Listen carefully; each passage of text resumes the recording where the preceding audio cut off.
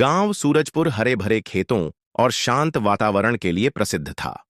वहीं आदित्य नाम का एक युवक अपने माता पिता के साथ रहता था।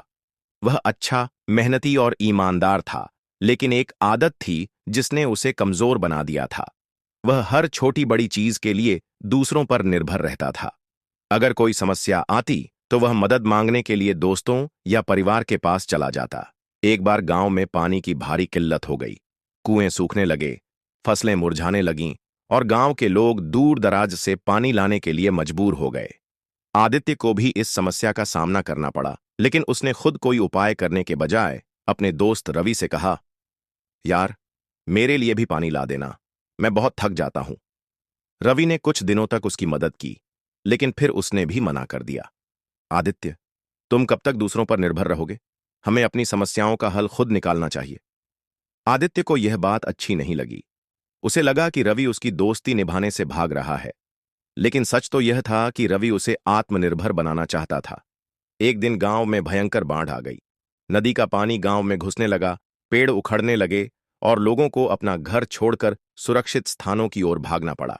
आदित्य डर गया। उसने अपने दोस्तों और गांव वालों से मदद की गुहार लगाई, कोई मुझे बचा लो, मुझे यहां से निकालो। लेकिन हर कोई अपनी जान बचाने में लगा था।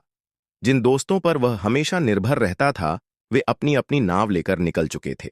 कोई उसकी मदद करने नहीं आया।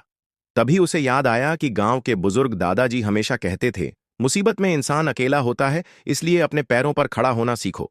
अब कोई रास्ता नहीं था, उसे खुद ही कुछ करना था। उसने पास की टूटी फूटी लकड़ियों को इकट्ठा किया, रस्सियों से उन्हें बांधा और किसी तरह एक छोटी नाव बनाई। पानी का बहाव तेज था, लेकिन उसने हिम्मत नहीं हारी।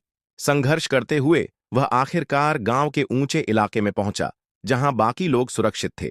जब वह वहां पहुंचा तो उसके दोस्त उसे देखकर हैरान रह गए। तुम अकेले यहां तक कैसे आए? आदित्य मुस्कुराया और कहा, आज मुझे समझ आ गया कि अगर मैं दूसरों पर निर्भर रहता तो मेरी जान चली जाती। अब मैं जान गया हूं कि अपनी समस्याओं का हल खुद निकालना ही असली ताकत है। उस दिन के बाद आदित्य पूरी तरह बदल गया। वह खुद अपने खेतों में मेहनत करने लगा, अपने फैसले खुद लेने लगा और आत्मनिर्भर बन गया। कुछ सालों बाद वही आदित्य गांव का सबसे सफल व्यक्ति बन गया और लोग उसकी मिसाल देने लगे। इस कहानी से हमें यह सीखने को मिलता है, जिंदगी में हर कोई अपने अपने संघर्षों में उलझा होता है।